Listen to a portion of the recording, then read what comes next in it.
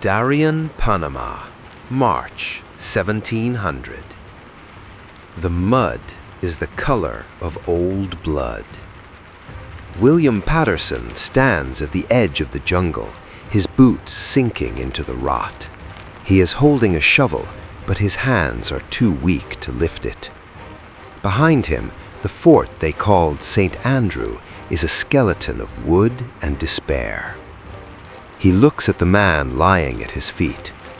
A week ago, this man was a proud Highlander. Today, his skin is the color of a lemon, his eyes are glassy, and he is shaking with a fever that no prayer can heal. This wasn't the dream. This wasn't the golden map. Paterson looks out at the horizon, praying for a Scottish sail, but he only sees the black masts of Spanish warships. He realizes in this moment that he hasn't just killed these men, he has killed his country. To understand how a genius became a murderer, we have to go back. Back to the ice, back to the hunger, back to a time when Scotland was willing to die for a miracle. Imagine a world that is cold, gray, and hungry. It is the 1690s. In Scotland, the sun has forgotten how to shine. For 7 years, the crops have rotted in the frozen ground. They call it the 7 ill years. You are a father in Edinburgh.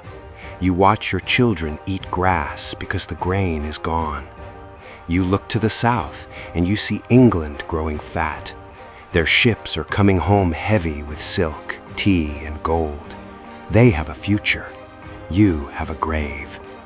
But Scotland has pride. The Scottish people didn't want charity. They wanted an empire. They wanted to be the ones wearing the silk. This pride was a dry forest. All it needed was a spark. In 1693, William Paterson walked into Edinburgh. He was a founder of the Bank of England. He was a man of logic. He unrolled a map and pointed at a tiny strip of land in Panama. "Darien," he whispered, "the door to the seas." He promised that if Scotland controlled this land, they would control the world's trade. They would be richer than the English, richer than the Spanish. But Paterson was a man who had fallen in love with a drawing. He had never actually been to Darien. He didn't know about the heat. He didn't know about the fever. He was selling a paradise that didn't exist. What happened next was a kind of madness. The Scottish government tried to get English and Dutch investors to help pay for the trip, but England blocked them. King William III didn't want the Scots competing with his own merchants. When the English said no, the Scottish pride exploded. They decided to do it alone. They opened a subscription book in Edinburgh. They needed £400,000. In today's money, that would be billions. But remember, this was a poor country. This was a country that had just survived 7 years of famine. People went crazy. It wasn't just the rich. Widows gave their life savings, sailors gave their last coins, towns pooled their taxes. It is estimated that between 25% and 50% of all the liquid wealth in Scotland was put into this one single project. Think about that risk. This wasn't a diversified portfolio. This was a whole nation putting their entire future on a single bet. Have you ever felt that fever? That feeling where you see an opportunity and you feel like if you don't jump in right now, you'll be poor forever? That is what Scotland felt. In July 1698, 5 ships, the St. Andrew, the Unicorn, the Caledonia, the Endeavour, and the Dolphin, set sail from the port of Leith. 1,200 people were on board. As the ships pulled away, the shores were lined with thousands of people cheering and crying. They weren't just saying goodbye to their brothers and sons. They were watching their life savings sail away into the fog. They believed they were looking at the beginning of a new Scotland. They had no idea they were looking at a funeral procession. After 4 months at sea, the Scottish ships finally saw land. But it wasn't the paradise William Paterson had promised. When the men stepped off the ships, they weren't greeted by mountains of gold. They were greeted by a wall of green. The The jungle of Darien was so thick you couldn't see 5 feet in front of you. The air wasn't fresh, it was heavy, wet, and smelled like rotting plants. The Scots tried to build a town. They called it New Edinburgh. They tried to build a fort. They called it Fort St. Andrew. They worked in their heavy wool clothes, the same clothes they wore in the freezing Scottish Highlands, under a sun that felt like a furnace. Then the rain started, not a Scottish drizzle, but a tropical deluge that turned the ground into a swamp. Their food began to rot. The barrels of flour turned into gray paste. The salted beef turned green. And then came the real killers, the mosquitoes. The settlers started falling over. One day a man would have a headache. The next day his skin would turn yellow. And by the third day, he was dead. This was yellow fever and malaria. They were burying 10 people a day, then 15, then 20. William Paterson, the man who sold them the dream, watched his own wife and child die in that mud. The golden map was turning into a graveyard. Back in Scotland, they didn't know the truth yet.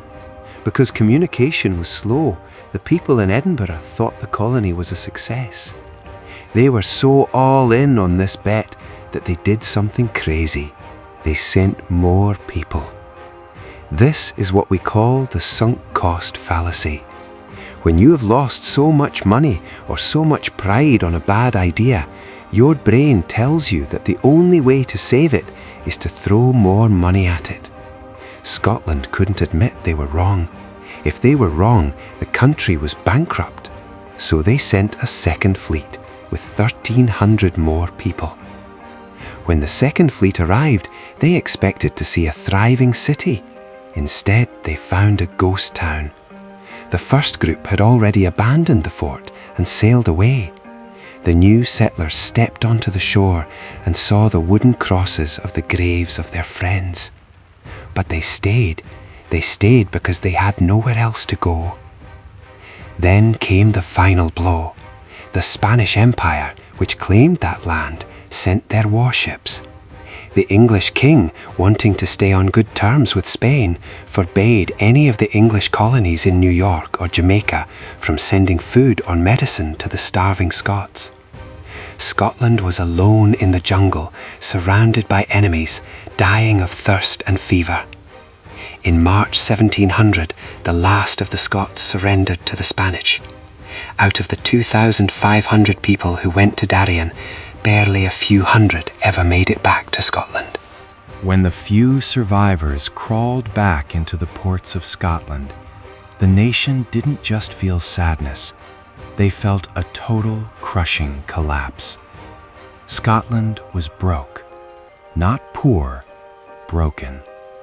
Between 25% and 50% of the entire country's wealth had vanished into the mud of Panama. Landowners had to sell their estates. The government couldn't pay its bills.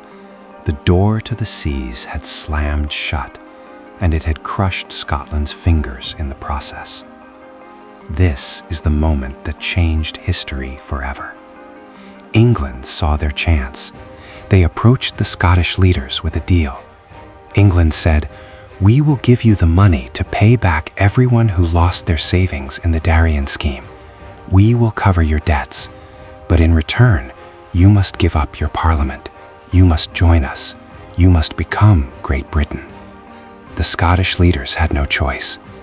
In 1707, the Act of Union was signed.